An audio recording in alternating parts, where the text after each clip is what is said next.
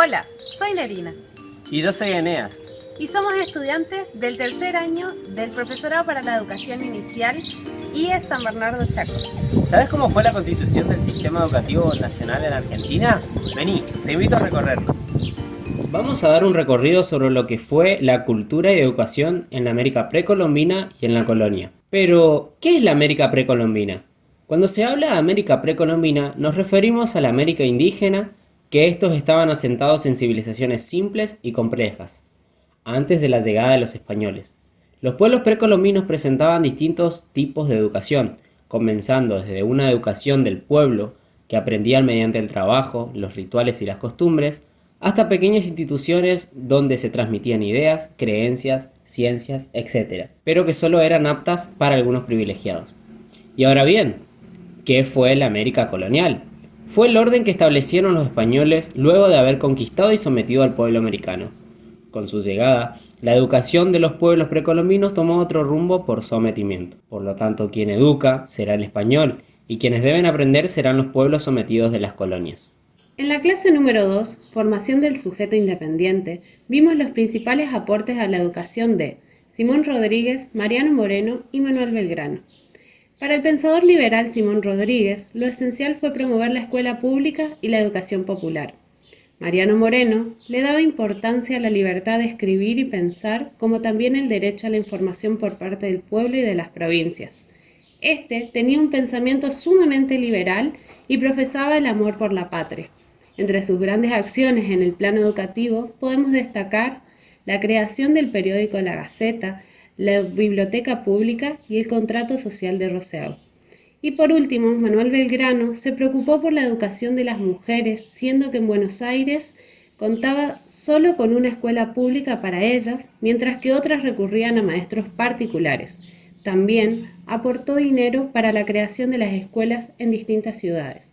Siguiendo estas ideologías, presentamos a los caudillos progresistas y caudillos populares. Nos ubicamos a principios del siglo XIX, donde todavía éramos Provincias Unidas del Río de la Plata, y después de 1820 en el periodo de autonomía de las provincias. Los caudillos serían los actores políticos más influyentes.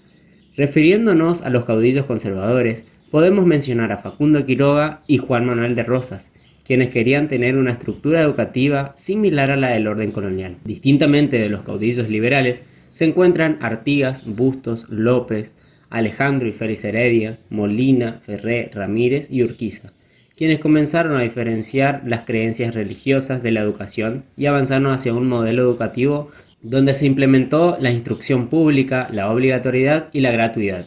Con las medidas impulsadas por los progresistas, veamos las juntas protectoras de escuelas, que eran integradas por la población del interior, los cuales se encargaban de la recaudación de los impuestos y de fondos y de atención de los niños pobres.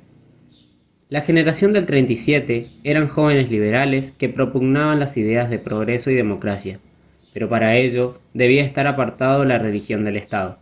Otro referente fue Domingo Faustino Sarmiento, quien promovió el sistema educativo más democrático con la idea principal de una educación popular para que la población obtenga una educación integral que elevara su cultura. Para finalizar, hablaremos de la clase número 4 acerca del proyecto pedagógico centralista de la oligarquía liberal.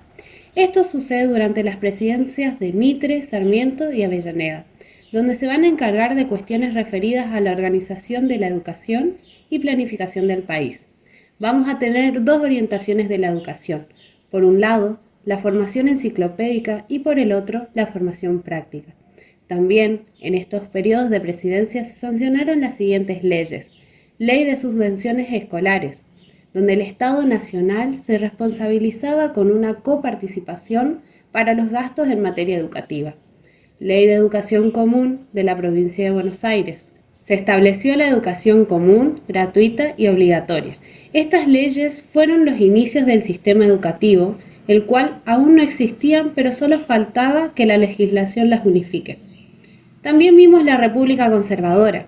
La oposición nacionalista católica consideraba que la Iglesia tenía legitimidad como educador, ya que era su derecho ejercer un monopolio religioso y pedagógico.